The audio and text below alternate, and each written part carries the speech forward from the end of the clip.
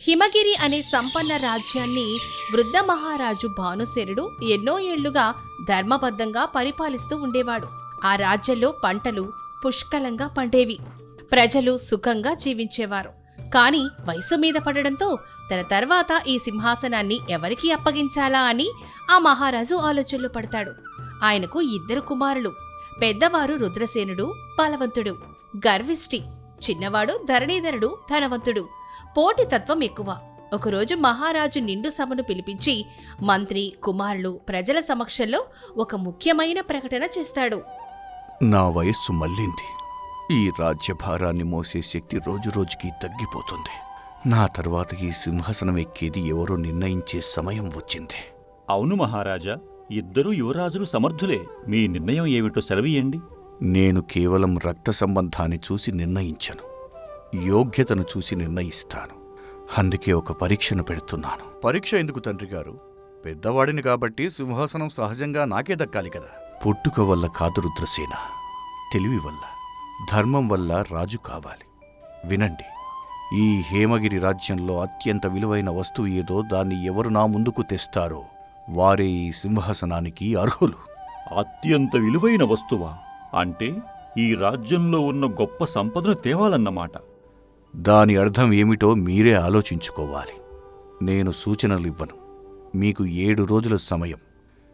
7వ రోజున ఈ నిండు సభలో మీరు తెచ్చింది అందరి ముందు చూపించాలి. చిత్రమైన పరీక్ష. విలువ అంటే ఏమిటో అర్థం చేసుకున్నవాడే నిజమైన రాజవుతాడు. మహారాజుగారి ఆలోచన లోతైనది. మహారాజు మాట సభలో మారుమోగుతుంది. 2 యువరాజులు తమకు తోచిన దారిలో బయలుదేరుతారు. పెద్ద కుమారుడు రుద్రసేనుడు తన భటులతో రాజభాండాగారం వైపు వెళతాడు. భాండాగారాధికారిని పిలిచి గర్వంగా మాట్లాడతాడు. భాండాగారంలో ఉన్న అతిపెద్ద బంగారు నిల్వ ఏదో చూపించు. అత్యంత విలువైన వస్తువు అంటే బంగారం తప్ప మరేమిటి? యువరాజా, మన దగ్గర 100 మణుగుల బంగారం ఉన్న ఒక బంగారు విగ్రహం ఉంది. దీని విలువ ఈ రాజ్య ఖజానా సగంతో సమానం. అదే కావాలి. దాన్ని తండ్రిగారి సభకు మోసుకురమ్మని భటులకు చెప్పు. ఆ బంగారం కాంతి ముందు ఎవరూ నిలబడలేరు. సింహాసనం నాదే. కానీ యువరాజా, ఈ విగ్రహం చాలా బరువైనది. దీన్ని మోయడానికి కనీసం 4 భటులు కావాలి. పైగా దీని విలువ గురించి బయట తెలిస్తే దొంగల భయం కూడా ఉంది. దొంగల గురించి నాకెటువంటి చింత లేదు. నా భటులు కాపలా ఉంటారు. ఎంత బరువైనా సరే విలువ ఎక్కువ ఉన్నదే నేను తీసుకువెళ్తాను. తక్కువ విలువైన వస్తువు తీసుకెళ్తే నేను రుద్రసేనుణ్ణి ఎలా అవుతాను? ఇలా అనుకుంటూ రుద్రసేనుడు ఆ బంగారు విగ్రహాన్ని జాగ్రత్తగా కాపలాలో ఉంచుతాడు. అన్న తమ్ముడి కంటే ముందే గెలవాలన్న పట్టుదలతో రోజులు లెక్క పెడుతూ ఉంటాడు. మరోవైపు చిన్న కుమారుడు ధరణీధరుడు పొరుగు రాజ్యాల వ్యాపారుల దగ్గరికి వెళ్తాడు. తన అన్నయ్యను మించిపోవాలి అన్న పట్టుదలతో అరుదైన వస్తువుల కోసం వెతుకుతాడు. నాకు ఈ లోకంలో దొరికే అత్యంత ఖరీదైన రత్నం కావాలి. ఎంత ధనమైనా ఇస్తాను. మా అన్నయ్య బంగారం తెస్తే నేను దాన్ని మించిన వజ్రం తెచ్చి గెలవాలి. అలాగే యువరాజా, సముద్రం అవతలి దేశం నుండి తెచ్చిన అరుదైన నీలమణి నా దగ్గర ఉంది. ఈ లోకంలో ఇలాంటివి కేవలం 2 ఉన్నాయి. దీని కాంతి ముందు సూర్యుడు కూడా తలదించుకుంటాడు. ధర ఎంతైనా పర్వాలేదు, దీన్ని నాకు ఇవ్వు. ఈ మణి ముందు అన్నయ్య బంగారం దిగదుడిపే. మీ ఎంపిక అద్భుతం యువరాజా. ఇంతటి విలువైన రత్నం మరెక్కడా దొరకదు. అన్నయ్య బంగారం బరువు ఎక్కువ, కాని దాని కాంతి తక్కువ. ఈ మణి చిన్నదే అయినా దీని ధర, అరుదు రెండూ ఎక్కువ. తండ్రిగారు ఖరీదు చూసి నిర్ణయిస్తారు. ఈసారి సింహాసనం నాది. వ్యాపారి, ఈ రహస్యం బయటకు పొక్కకూడదు. 7వ రోజు వరకు ఎవరికీ చెప్పకు. తమ ఇష్టం యువరాజా. నా నోరు మూసుకుని ఉంటాను. 2 యువరాజులు సంపదల వెంట పరిగెడుతున్న సమయంలో రాజధానికి దూరంగా ఉన్న ఒక చిన్న గ్రామంలో కుమ్మరి కశ్యపుడు, అతని కూతురు మృణ్మయి నివసిస్తూ ఉంటారు. మృణ్మయి చక్రం మీద మట్టితో కుండలు చేస్తూ ఉంటుంది. ఆమె తండ్రి దగ్గుతూ నీరసంగా మంచం మీద కూర్చొనుంటాడు. అమ్మాయి మృణ్మయి, మహారాజు గారి చాటింపు విన్నావా తల్లి? రాజ్యంలో అత్యంత విలువైన వస్తువు తెచ్చిన వారికి సింహాసనమట. విన్నాను నాన్నగారు. యువరాజులు బంగారం, వజ్రాల కోసం పరిగెడుతున్నారట. ఊరంతా అదే మాట్లాడుకుంటున్నారు. మనలాంటి పేదవాళ్లకి ఇవన్నీ ఎందుకులే తల్లి. మనకున్నది ఈ మట్టి, ఈ చక్రం, రెక్కల కష్టం. ఇంతకంటే మనకు ఏముంది చెప్పు. నాన్నగారు, నాకొక సందేహం. విలువ అంటే ఏంటి? ఖరీదు ఎక్కువ ఉన్నదేనా, లేక అది లేకపోతే బ్రతికే ఆగిపోయేదా? ఏమంటున్నావు తల్లి? నాకు సరిగ్గా అర్థం కావటం లేదు. ఆలోచించండి నాన్నగారు. బంగారం లేకపోయినా మనిషి బ్రతుకుతాడు, వజ్రం లేకపోయినా బ్రతుకుతాడు. కానీ ఈ మట్టి లేకపోతే పంట పండదు, అన్నం దొరకదు, ఇల్లు లేదు, కుండా లేదు. మరి నిజమైన విలువ దేనికుంది? నిజమే తల్లి, ఈ మట్టే మన బ్రతుకును నడిపిస్తోంది. కాని ఈ మాట మహారాజు గారి సభలో ఎవరు వింటారమ్మా? నువ్వు పేదదానివి తల్లి, ఆడపిల్లవి. వాళ్ళు నిన్ను లోపలికి రానివ్వరు. చాటింపులో ఎవరైనా సరే అని ఉంది నాన్నగారు. నేను కూడా ఈ రాజ్య ప్రజనేగా. ప్రయత్నించటం నా హక్కు. ఓడిపోయినా పర్వాలేదు, కానీ ప్రయత్నించకుండా ఉండను. సరే తల్లి, నీ ధైర్యం చూస్తే నాకు గర్వంగా ఉంది. భగవంతుని దయ నీపై ఉంటుంది. వెళ్ళు. మరుసటి రోజు ఉదయం మృణ్మయి సభకు బయలుదేరడానికి సిద్ధమవుతుంది. ఆమె ఖరీదైన బట్టలు కట్టుకోదు, బంగారం పెట్టుకోదు. తన చేతితో చేసిన ఒక చిన్న మట్టి పాత్రలో పొలం నుంచి తెచ్చిన మట్టిని నింపుతుంది. ఇది చూసిన పక్కింటి వాళ్లు ఆమెను ఎగతాళి చేస్తారు. ఏంటమ్మా మృణ్మయి, నీలాంటి పేద కుమ్మరి పిల్ల రాజసభక? అక్కడ యువరాజులు బంగారం వజ్రాలు తెస్తారట, నువ్వేమో మట్టి పెట్టుకెళ్తున్నావా? అందరు నవ్వుతారు తల్లి. నవ్వనివ్వండి అత్తయ్యా, కానీ ఒక్క నిమిషం ఆలోచించండి. మీ ఇంట్లో బంగారం ఉందా? లేదు. మరి మీరు రోజు బ్రతుకుతున్నారు కదా, ఈ మట్టి పండించిన అన్నంతోనే కదా. అదే నేను చెప్పబోయే నిజం. నిజమేనమ్మా, కానీ రాజులీ మాట వింటారో లేదో. విన్నా వినకపోయినా నిజం నిజమే అత్తయ్యా. ధర్మం గెలుస్తుందని నా నమ్మకం. వెళ్ళొస్తాను. అలా మృణ్మయి తన మట్టి పాత్రను చేతపట్టుకుని ధైర్యంగా రాజధాని వైపు బయలుదేరుతుంది. 7 రోజులు గడిచిపో 7వ రోజు రాజసభ ప్రజలతో కిక్కిరిసిపోతుంది. మహారాజు భానుసేనుడు సింహాసనంపై కూర్చుంటాడు. మంత్రి, అధికారులు ఇరువైపులా నిలబడి ఉంటారు. ముందుగా పెద్ద కుమారుడు రుద్రసేనుడు లోపలికి వస్తాడు. అతని వెనుక 4 భటులు ఒక పెద్ద బంగారు విగ్రహాన్ని మోసుకొస్తారు. సభంతా ఆశ్చర్యంతో చూస్తుంది. తండ్రిగారు, ఇదే రాజ్యంలో అత్యంత విలువైన వస్తువు స్వచ్ఛమైన బంగారంతో చేసిన ఈ విగ్రహం బరువు 100 మణుగులు. దీని విలువ ఈ రాజ్య ఖజానానికే సాటి. ఇంతకంటే విలువైనది ఈ రాజ్యంలో మరొకటి ఉండదు. చాలా బాగుంది రుద్రసేన. నీ ఎంపికను నేను గమనించాను. ధరణీధర, నీవేం తెచ్చావో చూపించు. చిన్న కుమారుడు ధరణీధరుడు ముందుకొచ్చి ఒక పట్టు వస్త్రంలో దాచిన నీలమణిని విప్పి చూపిస్తాడు. ఆ మణికాంతికి సభంతా ఒక్క క్షణం మెరుస్తుంది. అందరూ ఆశ్చర్యంతో ఊపిరి బిగపడతారు. తండ్రిగారు, బంగారం ఎంత ఉన్నా అది మామూలే. కానీ ఈ నీలమణి సముద్రాల అవతల నుండి తెచ్చింది. ఈ లోకంలో ఇలాంటివి కేవలం 2 ఉన్నాయి. దీని విలువ ఏ బంగారు విగ్రహమూ అందుకోలేదు. కాబట్టి అత్యంత విలువైన వస్తువు ఇది. నీ ధనం, నీ ప్రయత్నం 2 గొప్పవే ధరణీధర. ఇద్దరూ మంచి వస్తువులే తెచ్చారు. మహారాజు ఇద్దరి వస్తువులను పరిశీలిస్తూ మౌనంగా ఉంటాడు. సభలో ఎవరూ ఇంకా ముందుకు రాలేదు. సరిగ్గా అప్పుడే చిరిగిన వస్త్రాలతో కాళ్లకు మట్టంటుకొని ఒక యువతి సభద్వారం దగ్గర నిలబడి ఉంటుంది. ఆమె చేతిలో ఒక చిన్న మట్టి పాత్రుంటుంది. భటుడు ఆమెను అడ్డుకుంటాడు. ఆగో, ఎవడు నువ్వు? ఈ రాజసభ యువరాజుల కోసం. సామాన్యులకిక్కడ పనిలేదు, వెనక్కి వెళ్ళు. మహారాజు గారి చాటింపులో ఎవరైనా సారీ అని ఉంది. నేను కూడా ఈ రాజ్య ప్రజనే. నాకు ఇక్కడ నిలబడే అవకాశం ఉంది. ఆగండి, ఆమెను లోపలికి రానివ్వండి. ఏం తెచ్చిందో చూద్దాం. చాటింపులో నేను ఎవరైనా అనే చెప్పాను. మృణ్మయి నెమ్మదిగా సభ మధ్యలోకి వస్తుంది. ఆమె చేతిలోని మట్టి పాత్రను చూసి సభలోని అందరూ గుసగుసలాడుకుంటారు. యువరాజులు ఇద్దరూ ఎగతాళిగా నవ్వుతారు. చూడండి తండ్రిగారు, ఈ పిల్ల ఒక గుప్పెడు మట్టిని తీసుకువచ్చింది. బంగారం వజ్రాల ముందు ఈ మట్టి నా విలువైన వస్తువు. ఇది రాజసభను అవమానించడమే కాదా? పిచ్చిదానిలా ఉంది. మట్టి అయితే ఏ కుమ్మరి ఇంటి వెనకాలైనా దొరుకుతుంది. దీని విలువ ఏముంది? ఈమెను బయటకు పంపించండి. నవ్వడం ఆపండి. ఆమెను మాట్లాడనివ్వండి. ప్రతి ఒక్కరికి తమ వాదన చెప్పుకునే హక్కు ఉంది. అమ్మాయి, నువ్వు తెచ్చింది మట్టి. దీన్ని అత్యంత విలువైన వస్తువు అని ఎలా అంటావో చెప్పు. మహారాజా, ఒక చిన్న ప్రశ్న అడగనా? అనుమతిస్తారా? అడుగు, భయపడకు.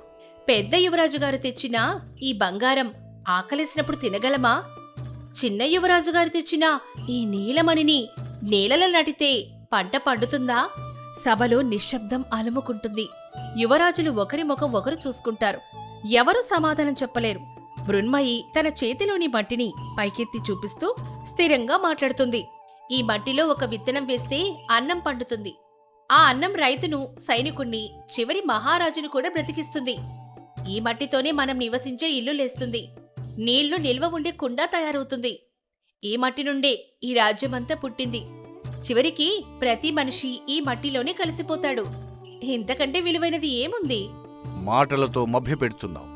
బంగారాన్ని అమ్మి ఎంత ధాన్యమైనా కొనుక్కోవచ్చు. నీ మట్టి కథలు ఇక్కడ చెల్లవు. నిజమే పెద్ద యువరాజు గారు, కాని ఆ ధాన్యం పండించేదెవరు? ఈ మట్టి కాకపోతే మీ బంగారంతో నింపిన ఖజానా ఉన్న రాజ్యం ఆకలితో అలమటిస్తుంది. ఒక్క కరువు సంవత్సరం వస్తే చాలు, బంగారం ఒక్క మెతుకును కూడా ఇవ్వదు.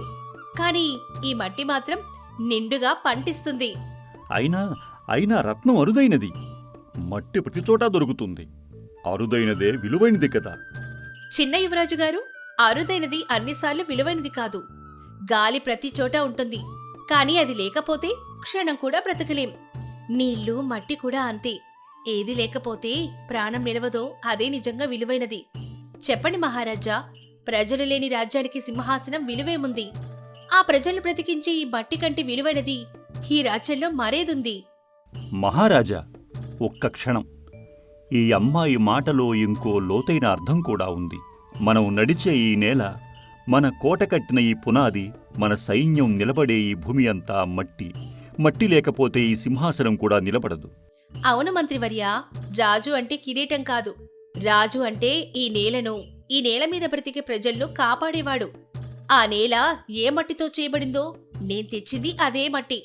దీన్ని అవమానించడం అంటే ఈ రాజ్యాన్నే అవమానించడం. ఈమె మాటలకు నా దగ్గర సమాధానం లేదు. మహారాజు భానుసేనుడు సింహాసనం నుంచి నెమ్మదిగా లేస్తాడు. ఆయన కళ్ళల్లో ఆశ్చర్యం, గౌరవం కనిపిస్తాయి. సభలోని పెద్దలు, మంత్రి అందరూ తలలూపుతారు. ప్రజలు ఆమె మాటలకు చప్పట్లు కొడతారు. అమ్మా, నీవు చెప్పిన ప్రతి మాట అక్షర సత్యం. నా కుమారులు ఇద్దరు రాజ్యంలోని సంపదను చూశారు. కాని ఆ సంపదకు అసలు పునాది ఏమిటో నీవు మాత్రమే గుర్తించావు. బంగారం, వజ్రం కంటికి విలువైనవి. ఈ మట్టి ప్రాణానికి విలువైనది. మహారాజా, ఈ అమ్మాయి తెలివి నిజంగా అపూర్వం. ఖరీదుకు, విలువకు మధ్య తేడాను ఇంత స్పష్టంగా చెప్పగల వ్యక్తి ఈ సభలో మరొకరు లేరు. రుద్రసేన, ధరణిధర, మీరిద్దరూ రాజ్యం కోసం దూరదేశాలు తిరిగారు. ఎంతో ధనాన్ని ఖర్చు చేశారు.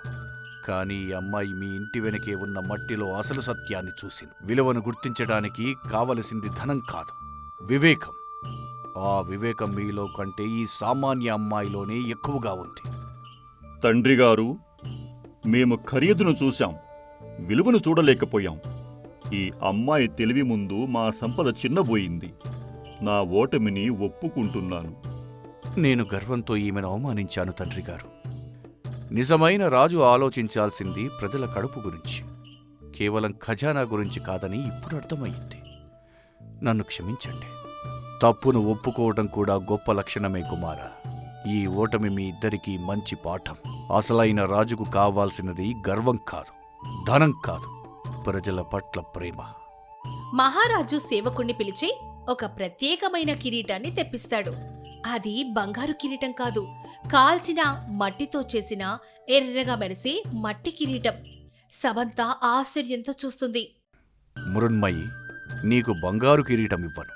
ఎందుకంటే నీవు బంగారం కంటే గొప్పదైన మట్టి విలువను నిరూపించావు తల్లి. ఈ మట్టి కిరీటాన్ని నీ శిరస్సుపై ఉంచుతాను. ఈ రోజు నుండి ఈ హేమగిరి రాజ్యానికి నీవే వారసురాలివి. నా కుమారులిద్దరూ నీ దగ్గర ప్రజాపాలన నేర్చుకుంటారు. మహారాజా, ఈ గౌరవం నాది మాత్రమే కాదు, ఈ రాజ్యంలో రెక్కల కష్టం చేసే ప్రతి రైతుది, ప్రతి కుమ్మరిది, ప్రతి సామాన్యుడిది. వారి శ్రమే ఈ రాజ్యానికి అసలైన బలం. నేను ఈ కిరీటాన్ని వారి తరపున స్వీకరిస్తున్నాను. నా పాలనలో ఏ ప్రజ కూడా ఆకలితో ఉండదని మాటిస్తున్నాను. ఇదే అసలైన రాజు ఆలోచన. ఈ రోజు నా రాజ్యానికి సరైన వారసురాలు దొరికి నా మనసు నిండుగా ఉంది. మృణ్మయి సింహాసనం దగ్గరకొచ్చి మహారాజుకు సభకు నమస్కరిస్తుంది. ఆమె తన మొదటి ఆజ్ఞను ప్రకటిస్తుంది. మహారాజా, మీ అనుమతితో నా మొదటి ఆజ్ఞ ప్రకటిస్తాను. ఈ రోజు నుంచి రాజ్యంలో ఎవరూ కరువు భయంతో బ్రతకకూడదు. ప్రతి గ్రామంలో ధాన్యం నిల్వ చేసే కొట్టు కట్టించాలి. రైతుకి, కష్టజీవికి ఈ రాజ్యంలో మొదటి గౌరవం దక్కాలి. వారి శ్రమ లేకపోతే ఈ సింహాసనం కూడా లేదు. అద్భుతమైన ఆలోచన మహారాణి. ఇలాంటి పాలన ఈ రాజ్యానికి కొత్త వెలుగు తెస్తుంది. చెల్లెమ్మ, ఇన్నాళ్ళు నేను బలమే రాజ్యానికి అవసరం అనుకున్నాను. కాని నీ తెలివి, నీ ధర్మం ముందు నా బలం చిన్నది. నీ దగ్గర ప్రజాపాలన నేర్చుకుంటాను. నేను కూడా అన్నయ్య, ధనం కంటే వివేకం గొప్పదని ఈ రోజు నేర్చుకున్నాను. నీకు అండగా నిలబడతాను. పెద్ద యువరాజు గారు, చిన్న యువరాజు గారు, మనం ముగ్గురం కలిసి ఈ రాజ్యాన్ని కాపాడుదాం. రాజవంశం రక్తంతో కాదు, మంచి మనసుతో గొప్పదవుతుంది. మట్టి కిరీటం ధరించిన మృణ్మయిని చూసి సభంతా జయ జయధ్వానాలు చేస్తుంది. ఒకప్పుడు ఆమెను హేళన చేసిన వారే ఇప్పుడు ఆమె తెలివికి, ధర్మానికి తల వంచుతారు. విలువ అనేది బయట మెరిసే వస్తువుల్లో ఉండదు, లోతుగా ఉన్న ప్రయోజనంలో ఉంటుంది. బంగారం కంటి సంపద అయితే మట్టి ప్రాణ సంపద. ప్రజల్లో ప్రేమించే మనసే నిజమైన రాజ్యానికి అసలైన కిరీటం. చూశారుగా, ఈ కథలో మీకు బాగా నచ్చిన మలుపేది? మీకు ఏ సీన్ బాగా నచ్చిందో వెంటనే కామెంట్ చేయండి. ఒక చిన్న సంస్థానం. ఆ ఊరి జమీందారు గారు చాలా మంచివారు, భోజన ప్రియులు. ఆయన కోటలో పుల్లయ్య అనే వృద్ధ వంటవాడు దశాబ్దాలుగా పనిచేస్తున్నాడు. ఆయన చేతి వంట అంటే జమీందారు గారికి ప్రాణం. కొత్తగా కిష్టప్ప అనే యువకుడు సహాయ వంటగాడిగా చేరతాడు. కిష్టప్పకు వంట వచ్చు కాని పంతం ఎక్కువ. పుల్లయ్యను తీసేసి తనే ప్రధాన వంటగాడు కావాలి అనేది అతని కుట్ర. కిష్టప్ప, అటు చూడు, ఆ పొయ్యి మీద ఎసరు కాగుతోంది. బియ్యం కడిగి అందులో వెయ్యి. జమీందారు గారు ఇవాళ కొంచెం త్వరగా భోజనానికి వస్తానని చెప్పారు. అలాగే పుల్లయ్య గారు, కానీ నాకు ఒకటి అర్థం కావడం లేదు. మీరు రోజు అదే పాత పద్ధతిలో వంట చేస్తారు. జమీందారు గారు ఎందుకు అంతగా మెచ్చుకుంటారో? నేను పట్నంలో చూశాను, అక్కడ వంటకాలు రంగురంగులుగా మెరుస్తుంటాయి. నాయనా కిష్టప్ప, వంట అంటే కేవలం రుచి, రంగు కాదు. తినేవాడి మీద మనకు ఉండే ప్రేమ, వారి ఆరోగ్యం మీద ఉండే శ్రద్ధ. మన వంటకం తిన్న తర్వాత వారు హాయిగా నిద్రపోవాలి. అది నిజమైన వంట. కిష్టప్ప మనసులో, ఈ ముసలాయన ఎప్పుడు ఇవే నీతులు చెబుతాడు. ఈయనను ఇక్కడి నుండి పంపిస్తేనే నాకు మంచి పేరు, ఎక్కువ జీతం వస్తాయి. ఏదో ఒకటి చేయాలి. ఏంటి కిష్టప్ప, ఏదో ఆలోచిస్తున్నావు? ఆ ములక్కాయలు కోసిపెట్టు. ఇవాళ చేపల కూర చాలా పద్ధతిగా చేయాలి. జమీందారు గారికి చేపల పులుసు అంటే చాలా ఇష్టం. అవునండి, చేపల పులుసు అంటే ఎవరికి ఇష్టం ఉండదు. నేను అన్నీ సిద్ధం చేస్తాను. మీరు కాసేపు అలా విశ్రాంతి తీసుకోండి, నేను మసాలాలు నూరతాను. సరే నాయనా, నాకు కాస్త నడుము నొప్పిగా ఉంది. నువ్వు సిద్ధం చేస్తే నేను వచ్చి తాలింపు వేస్తాను. జమీందారు గారు ఇతరులు వండితే ముట్టుకోరు, అందుకే నేను దగ్గరుండి చేయాలి. కిష్టప్ప పుల్లయ్య పక్క గదిలోకి వెళ్ళగానే, ఇదే మంచి సమయం. పుల్లయ్య గారు చేసిన వంట ఇవాళ రుచిగా ఉండకూడదు. జమీందారు గారు ఒక్కసారి కోప్పడితే చాలు, ఈయనకి వీడ్కోలు పలిగేస్తారు. కిష్టప్ప వంటింటి వెనుక ఉన్న తోటలోకి వెళ్తాడు. అక్కడ ఒక రకమైన చేదు ఆకుల్ని తెంపి వాటిని నూరి పసరు తీస్తాడు. ఈ పసరు చేపల కూరలో కలిపితే పైన చూడటానికి ఎర్రగా మెరుస్తుంది, కానీ తింటే మాత్రం నాలుక గీసుకుపోయేలా చేదుగా ఉంటుంది. పుల్లయ్య గారు ఎన్ని ఏళ్ల అనుభవం ఉండి ఇలాంటి తప్పు ఎలా చేశారని జమీందారు గారు మండిపడతారు. కిష్టప్ప తిరిగి వంటింట్లోకి వస్తాడు. పుల్లయ్య అప్పుడే నిద్రలేచి వస్తాడు. కిష్టప్ప, మసాలాలు సిద్ధం చేశావా? ఆ చేప ముక్కలు కడిగి పెట్టావా? అంతా సిద్ధం చేశానండి. ఇదిగోండి, ఈ గిన్నెలో ఉన్నది నా ప్రత్యేకమైన మసాలా. దీన్ని కలిపితే అసలు పులుసు అద్భుతంగా వస్తుంది. సరే నాయనా, చూద్దాం. పొయ్యి వెలిగించి కుండ పెట్టు. చింతపండు పులుసు పోయి. ఉప్పు కారం అన్నీ సరిగ్గా వేసావా కిష్టప్ప? వేశానండి, కానీ మీరు వేసే ఆ రహస్య పొడి ఏదో వేయండి, నేను కూడా నేర్చుకుంటాను. ఇందులో రహస్యమేమీ లేదు కిష్టప్ప. ఆవాలు, మెంతులు ద్వారగా వేయించి నూరిన పొడి ఇది. ఇదే చేపల కూరకు ప్రాణం. పుల్లయ్య వంట పూర్తి చేస్తాడు. కూర చాలా అందంగా సువాసనగా తయారైంది. పుల్లయ్య గిన్నెను పక్కన పెట్టి చేతులు కడుక్కోవడానికి బావి దగ్గరకు వెళ్తాడు. ఇదే మంచి సమయం. పుల్లయ్య గారు అటు వెళ్ళారు. ఈ పసరును ఈ చేపల కూరలో కలిపేస్తాను. కిష్టప్ప గబగబా ఆ చేదు పసరును కూరలో కలిపేసి ఏమీ తెలియనట్టు నిలబడతాడు. పుల్లయ్య లోపలికి వస్తాడు. సరే, భోజనం సమయం అయింది. ఆ కూర గిన్నెను, అన్నం బుట్టను సిద్ధం చెయ్యి. నేను వెళ్ళి జమీందారు గారిని పిలుచుకు వస్తాను. వద్దొద్దు పుల్లయ్య గారు, జమీందారు గారు ఇప్పుడే రచ్చబండ దగ్గర ఎవరితోనో మాట్లాడుతున్నారు. నేను వెళ్ళి గిన్నెలో అమరుస్తాను. మీరు కాస్త నీళ్లు తాగి కూర్చోండి. అప్పుడే జమీందారు గారి భటుడు రామయ్య అక్కడికి వస్తాడు. పుల్లయ్య గారు, జమీందారు గారు ఒక అత్యవసర పని మీద పక్క ఊరికి వెళ్తున్నారు. ఆయన తిరిగి రావడానికి సాయంత్రం అవుతుందట. ఇవాళ భోజనం ఇక్కడ చేయరట. అవునా? మరి ఆ వండిన వంట అంతా ఏమవుతుంది? అద్భుతమైన చేపల పులుసు చేశామే. జమీందారు గారు చెప్పారు, వంట వృధా చేయవద్దు. మీరు మీ సహాయకుడు కిష్టప్ప కలిసి హాయిగా భోజనం చేయండి అని చెప్పారు. ఏంటి, మేము తినాలా? జమీందారు గారు తినరా? అవును కిష్టప్ప, జమీందారు గారు ఎప్పుడూ ఇంతే. ఆయన తినలేకపోతే పని చేసేవారిని తినమంటారా? ఇవాళ నీ కోరిక నెరవేరింది. నా వంటను నువ్వు మనసారా రుచి చూడొచ్చు. అటు చూడు, ఆ వేడి అన్నం, ఆ పైన చేపల పులుసు. అబ్బబ్బబ్బా!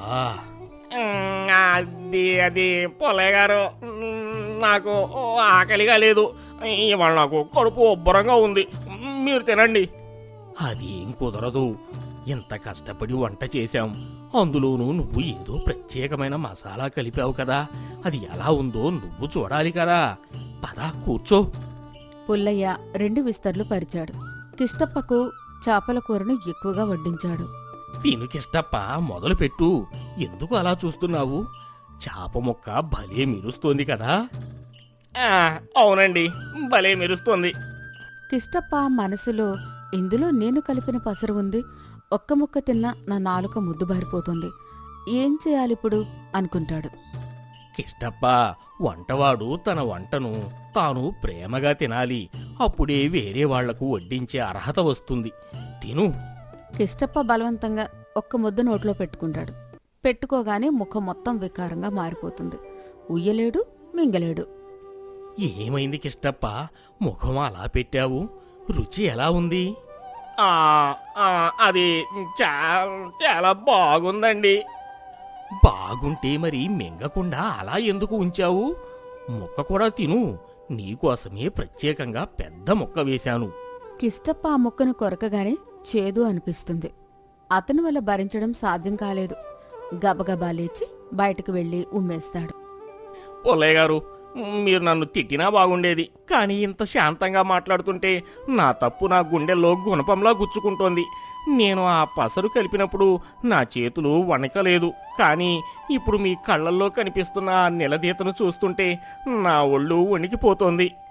కిష్టప్ప, కోపం మనిషిని తాత్కాలికంగా భయపెడుతుంది. కానీ నిజం మనిషిని శాశ్వతంగా మారుస్తుంది. నేను నిన్ను మొదటి రోజే గమనించాను. నీ చేతుల్లో నేర్పు ఉంది. కానీ నీ ఆలోచనల్లోనే మాలిన్యం చేరింది. అది వంటకు అస్సలు పనికిరాదు. అవునండి, నేను పట్నం నుంచి వచ్చినప్పుడు నాకంటే బాగా వంట చేసేవారు ఎవ్వరూ లేరని విర్రవీగాను. మీ పాత పద్ధతులు చూసి హేళన చేశాను. జమీందారు గారు నన్ను కాకుండా మిమ్మల్ని మెచ్చుకుంటుంటే నాలో అసూయ అనే విషం పెరిగింది. ఆ విషమే ఇవాళ నాతో ఈ పని చేయించింది. అసూయ అనేది వంటగదిలో పొయ్యి రాజేసిన నిప్పులాంటిది కాదు నాయనా. అది ఇల్లు తగలబెట్టే చిచ్చులాంటిది. ఇవాళ నువ్వు కలిపిన ఆ పసరు ఒక్క కూరనే పాడు చేసింది. కానీ నీ మనసులో ఉన్న కుళ్ళు బయటపడకపోతే రేపు అది ఒక మనిషి ప్రాణం మీదకు తెచ్చేది. నిజమేనండి, నేను ఆ పసరు కలిపి పైన అంతా బాగున్నట్టుగా రంగు కోసం కారం చల్లాను. కానీ లోపల ఉన్న చేదు దాచలేకపోయాను. జీవితం కూడా అంతే కదా. బయటికి ఎన్ని వేషాలు వేసినా మనసులో ఉన్న కుట్ర బయటపడక మానదు. సరే, ఇప్పుడు బాధపడి ప్రయోజనం లేదు. ఆ పసరు ఆకులు ఎక్కడివి? అవి మన పెరట్లో ఉండే కాకరతీగ ఆకులు మరియు వేప లేత చిగుళ్ళు. కేవలం చేదు కోసం మాత్రమే వాడాను. ఎవరికి ఏమీ కాకూడదని ముందే ఆలోచించాను. కానీ చేదుతో జమీందారు గారి మనసు విరిచేయాలని చూశాను. ఆ మాత్రం జాగ్రత్త పడ్డావు కాబట్టే నీకు బుద్ధి చెప్పాలని నిర్ణయించుకున్నాను. లేదంటే నేనే నిన్ను జమీందారు గారి దగ్గరకు లాక్కెళ్ళేవాడిని. పుల్లయ్య గారు, ఒక్క మాట చెప్పండి, మీరు ఆ రెండో కుండలో వంట ఎప్పుడు చేశారు? నేను మీ పక్కనే ఉన్నాను కదా, నాకు తెలియకుండా అంత పని ఎలా చేశారు? కిష్టప్ప, నువ్వు తోటలోకి వెళ్ళి ఆకులు కోస్తున్నప్పుడే నేను గ్రహించాను ఏదో జరగబోతోందని. అందుకే నువ్వు మసాలా నూరినప్పుడు నేను కూడా కాస్త చింతపండు పులుసు, చాప ముక్కలు పక్కన పెట్టుకున్నాను. నువ్వు గిన్నెలు కడగడానికి వెళ్ళిన 5 నిమిషాల సమయంలోనే నేను చిన్న పొయ్యి మీద ఆ రెండో వంట పూర్తి చేశాను. అనుభవం అంటే ఇదే నాయనా. అబ్బో, మీ వేగం ముందు నేను ఎందుకు పనికిరాను. నేను అతి తెలివి అనుకున్నాను, కానీ అది కేవలం అవివేకం అని ఇప్పుడు తెలిసింది. వంట అంటే ఓర్పు, వంట అంటే నేర్పు. ఆ రెండిటికంటే ముఖ్యమైనది తృప్తి. ఇతరులకు పెట్టే భోజనంలో అమృతం ఉండాలి, కానీ ఇలాంటి పగలు ఉండకూడదు. నాకు ఒక్క అవకాశం ఇవ్వండి. రేపటి నుండి మీరు గరిటె పట్టుకోవద్దు. నేను మీ కళ్ళ ముందే వంట చేస్తాను. ఒక్క తప్పు జరిగినా నన్ను బయటకు పంపేయండి. సరే నాయనా, నీ పశ్చాత్తాపమే నీకు మొదటి పాఠం. ఇప్పుడు లే, ఆ చేదు కూర కుండను పారబోసి ఆ మట్టి కుండను శుభ్రంగా తోము. మనిషి మనసులాగే కుండ కూడా మచ్చ లేకుండా ఉండాలి. అలాగేనండి, ఇప్పుడే వెళ్తాను. ఇకపై నా చేతి వంటలో ఆ చేదు జ్ఞాపకాలు ఎప్పుడూ రావు. కిష్టప్ప ఉత్సాహంగా భయభక్తులతో పనిలో నిమగ్నమయ్యాడు. పుల్లయ్య నెమ్మదిగా రచ్చబండ వైపు నడుచుకుంటూ వెళ్తుంటే గాలిలో చేపల పులుసు సువాసన అద్భుతంగా వ్యాపించింది. మరుసటి రోజు ఉదయం కోటలో, ఏమండి పుల్లయ్య గారు, నిన్న రాత్రి మీరు పెట్టిన చేపల కూర తిన్నాక జమీందారు గారు ఇవాళ ఉదయమే మీ గురించి అడిగారు. ఏమన్నారు రామయ్య గారు? ఏమైనా తప్పులు ఉన్నాయా? తప్పులా? జమీందారు గారు అన్నారు కదా, పుల్లయ్య వంటలో ఏదో కొత్త ఉత్సాహం కనిపిస్తోంది, ఇవాళ కూడా అలాంటి వంటకే సిద్ధం చేయమని చెప్పు అని. ఆ ఉత్సాహం నాది కాదు రామయ్య గారు, పుల్లయ్య గారు నాకు ఇచ్చిన కొత్త జీవితం వల్ల వచ్చింది. అదేంటి కిష్టప్ప, ఏదో కొత్తగా మాట్లాడుతున్నావు? కొత్తేనండి. నిన్నటి వరకు నేను కేవలం వంటవాణ్ణి, ఇవాళ నేను పుల్లయ్య గారి శిష్యుణ్ణి. చూశారా రామయ్య గారు, మన కిష్టప్పకు తెలివి వచ్చేసింది.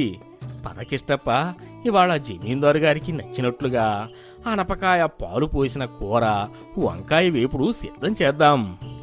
అలాగేనండి గురువుగారు, అనపకాయలు నేను కోస్తాను, మీరు మసాలా దినుసులు చూడండి. ఈసారి వంటలో కేవలం రుచి మాత్రమే కాదు, మన మనసులోని ప్రశాంతత కూడా కనిపిస్తుంది.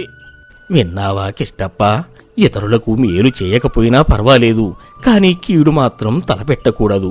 ఎదుటివారికి మనం ఇచ్చేది ఏదైనా అది తిరిగి మన దగ్గరకు రెట్టింపు వేగంతో వస్తుంది. అది ప్రేమైనా సరే, పగైనా సరే.